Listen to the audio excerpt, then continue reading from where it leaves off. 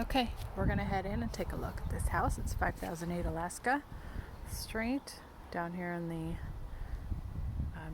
Genesee / Columbia City area. We are one house in off of 50th. House was built in 1913.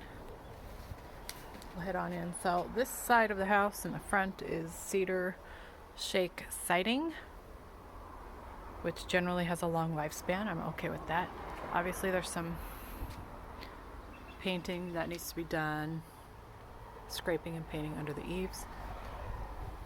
Roof is composition. I'm guessing probably 15 years old, so still some life left on the roof. We have some, touch-up work that needs to be done. Here's a transition that's pretty rough. The living room is small. I'm guessing 14 by 12 in size. One window is vinyl. One is original on this side. The windows are set low. So they appear to be funny because they're lower on the wall. Ceiling height in here is also limited. I'm guessing this is maybe 7 feet. If you were to really live here and do this house right, you would want to vault the ceilings. So this is the living room. There's no coat closet. There's the front door. So pretty rough. The floors have been painted.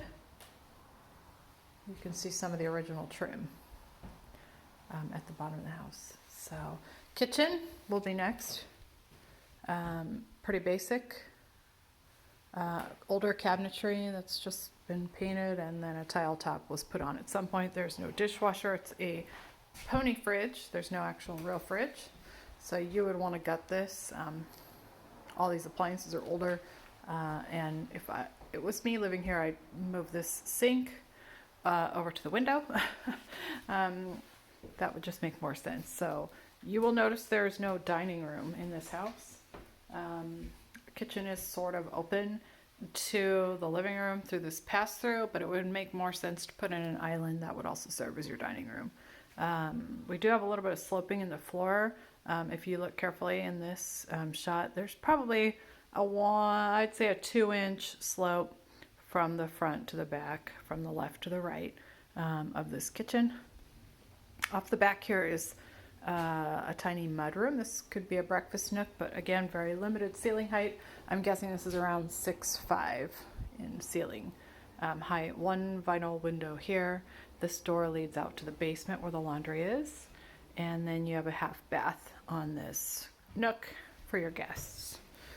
So that's kitchen mudroom situation. We'll head over here. The house has no hallways, so the bedroom is right off the living room.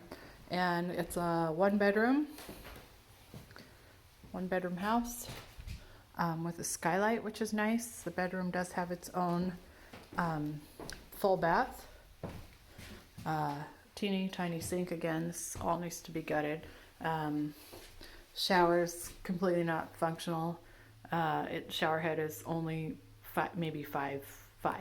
So it'd be really tough to wash your hair in this shower.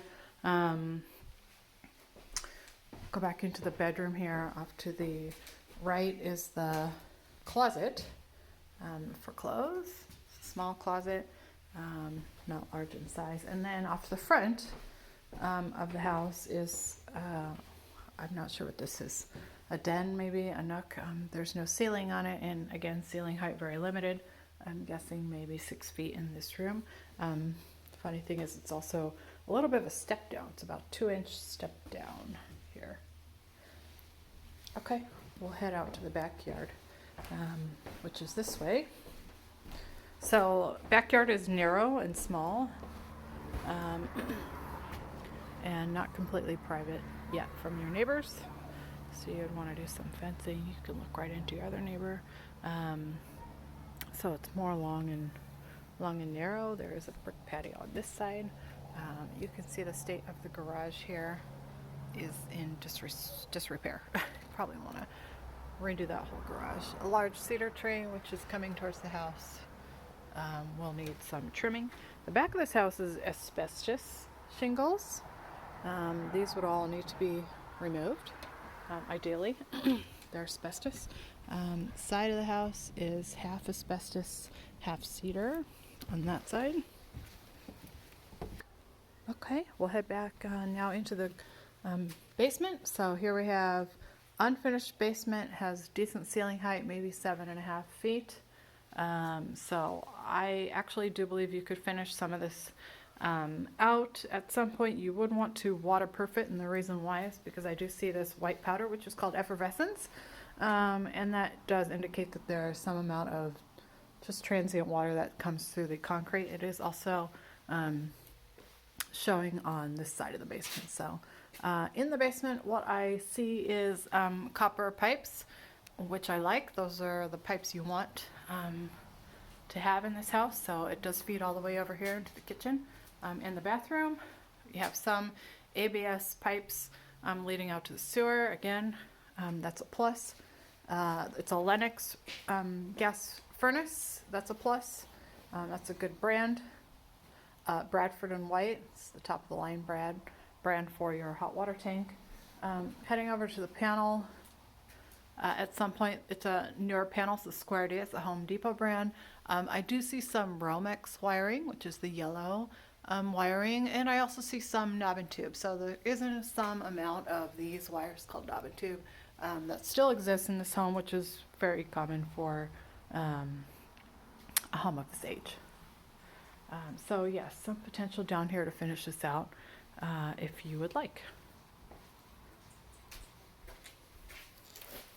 Just gonna hit the lights really quick.